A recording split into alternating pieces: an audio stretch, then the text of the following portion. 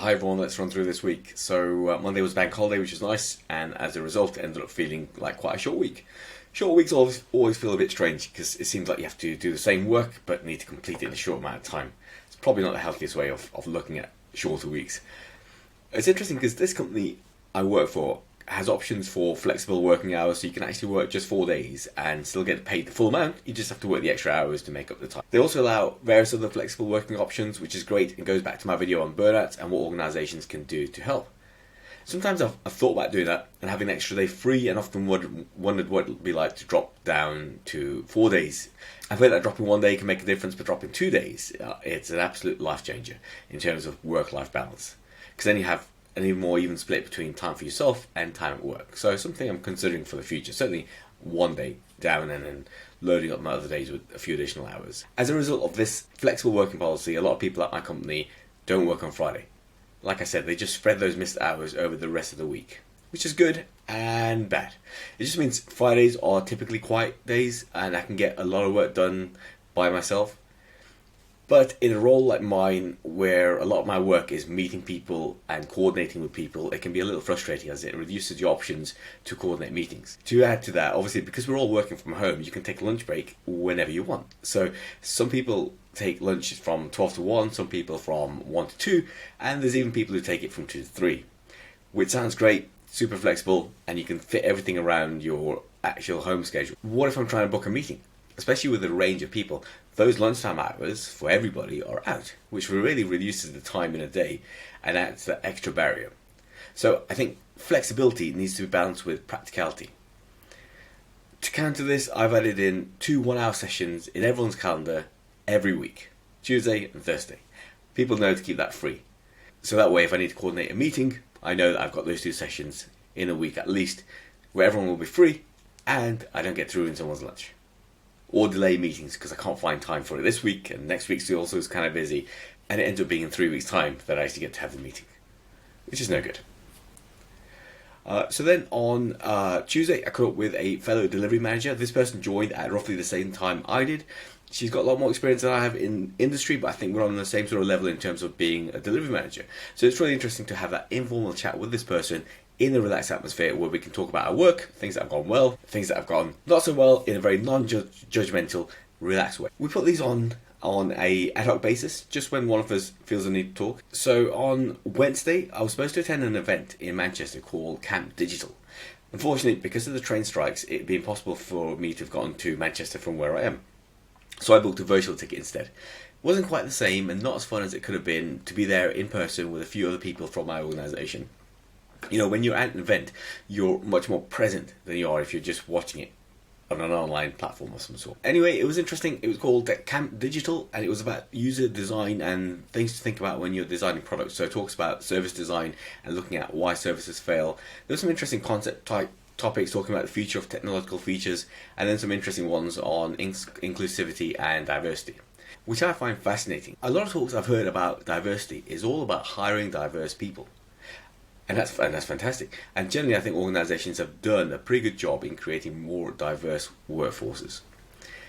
What I think the issue is now is that organisations don't have a plan to ensure these diverse people can fit into the team and really become integrated into the team. It's great to have a diverse set of people, but the work doesn't just end there. Diverse people come from diverse backgrounds, right? So not everyone's way of thinking and ways of doing things is going to match. And that's where the company needs to step in and provide the support and the infrastructure to help. You can't just expect people, a diverse range of people, to integrate. You have to put something in place. I'll do a video on this because I think it's super interesting and super important for organisations to understand this. Just hiring people is not the end of the path. You know, diversity box, check. There's now work to be done in terms of bringing those diverse people together.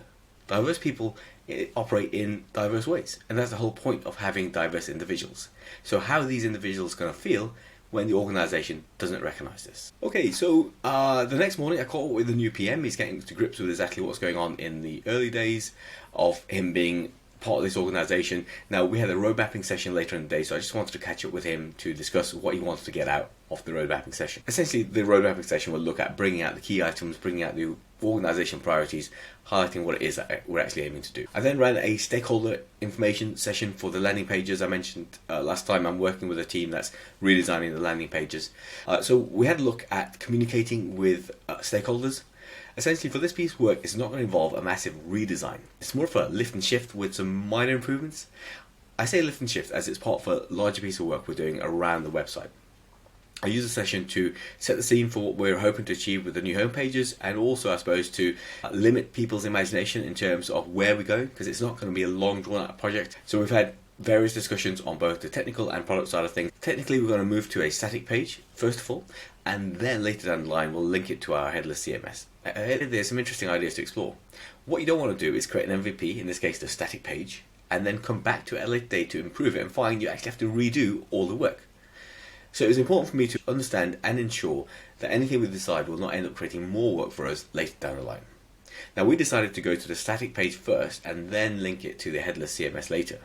And it was clear following the discussion that we had that the static page was a reasonable stepping stone between where we are now and a more dynamic version when connected to the headless CMS. Again, it's about bringing out these details and making things clear for everyone. Now, every month we have a guest speaker in. This time it was a person called Darren McCormack, who is a senior delivery manager from a different organisation. He talked through his experiences as a delivery manager. It was interesting to hear what his story was. It was obviously he was a fairly established lead in his team. At one point he even brought out a physical boot, which he used as a prop in his meetings at times. So, interesting guy. Right, and later on I then ran a road mapping session, prioritization session, which was a follow-up to the previous road mapping session I talked about last week, where we arranged items from a now, next and later. So basically we went through as a team, looking at the upcoming priorities, figuring out where we are in terms of what the main priorities are, what the lesser priorities are, and how we're going to fit things around the roadmap for the following year. So that was a really good session, still a relatively broad session where we're still exploring options and getting to grips with individual items.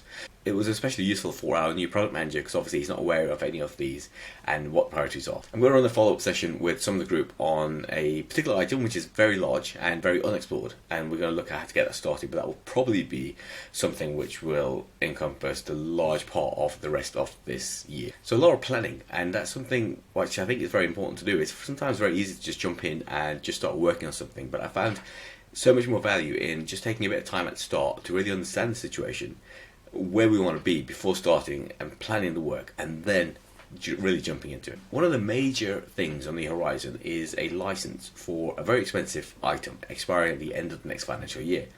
Now we want to decommission everything linked to this product. Decommission as in retire, archive, or move to a different product, a current product.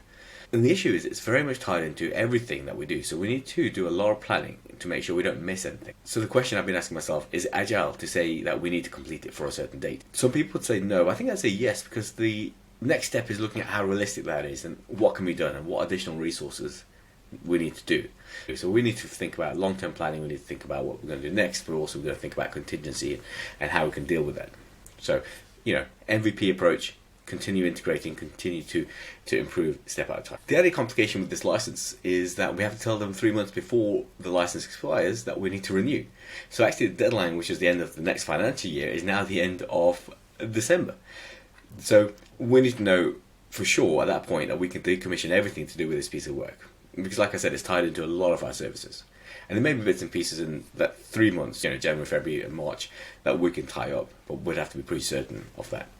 Otherwise, obviously, we're risking loss of service. Later in the week, I had a coaching supervision session. So I'm a Mo certified coach, and I put myself forward to provide supervision sessions for new coaches. This is entirely voluntary, and very occasionally I run a coaching supervision session, which is basically meeting with one of the new coaches, asking them how it's going, and asking them about pros and cons, running through what's gone well, what's not gone well, etc., etc. Essentially, it's following a general coaching script. Now, one of the things as part of the coaching script and part of the coaching training is to keep saying, and anything else. Okay, so for example, you ask the person what's gone well, they list a few things that's gone well, and you say anything else. And the point behind saying, and anything else, is so that you know that the coach has exhausted all replies. You've given them the opportunity to say everything they want to say. And normally, at one point, after being prompted a few times, the person will usually say, no, that's everything. And then you move on to the next section that you want to talk about. This person said, when I said, is there anything else we're talking about? Things that have gone well. And this person just replied and said, I'd like to move on to things I find challenging now, if you don't mind. It's the first time someone actually responded in that way that I've run a coaching supervision session with, so that's interesting. I don't think she meant to be rude, but I suppose if you are training to be a coach, you want to be able to understand how you're putting yourself across, and she certainly didn't, I don't think, put herself across in the best way. Like I said, it was probably me misinterpreting, but in this case, I would say as a coach, you want to be careful how you put yourself across and be aware of how you put yourself across. Later, I had a catch up with my line manager. As always, really, really useful session. I'd say that she's probably the best line manager I've had, like a proper role model in terms of line managers. So I've been pretty lucky in that way. Very supportive, coaching at the right time, mentoring at the right time. We operate on matrix management here, where she's my line manager, but doesn't actually have anything to do with my day-to-day work. Something which is fairly common in the industry, but not something I'm particularly used to, so it's an interesting way of working. Following that, I ran another coaching session, this time with a member of the team I'm coaching on some goal. I mentioned this last time. I won't go into the details again because I want to keep those confidential. Now, this person's going away for a couple of weeks, so it was our last coaching session for a while, so we just sort of consolidated where our goals had got to at this point and what we were hoping to achieve when he gets back. And then I wrapped up the week with taking off my wellbeing hour, and I used it to get some reading in. I'm reading a book called 100 Years of Solitude by Gabriel Garcia Marquez. It's meant to be one of the most amazing books ever, but I've really struggled to get through it. I'm pushing through because of the reputation of the book, and I found in the first half of the book, it's mostly a series of random events. It's a story of several generations of the same family, with people using the same name in different generations, which just adds to the general confusion. Things just randomly happen, left, right, and centre, so you just got to wade through all that, and then you're rewarded. Because every so often, there's a paragraph or a sentence which is just so amazingly well done. And it goes back to being just a massive disorder in the first half of the book, and that was just a chaos building up. And then this gets turned into order in the second half, which is turning out to be quite amazing. Now, I'm a big fan of Dostoevsky, where he spends chapters character building with a high level of psychological insight behind those characters. Makes you really think and really get involved in his characters. Somehow, Gabriel Garcia Marquez manages to do none of that character building. But sometimes he just writes one sentence, and you can get everything you need from that one sentence. So much so that, without hopefully being too dramatic, sometimes you have to put down a book and just let that sentence sink in and expand in your head. And those are the bits that make the book worthwhile. So that was my wellbeing hour, and that was the end of the week. I took it late on Friday. Alright, thanks for listening. Tune in again, same time next week.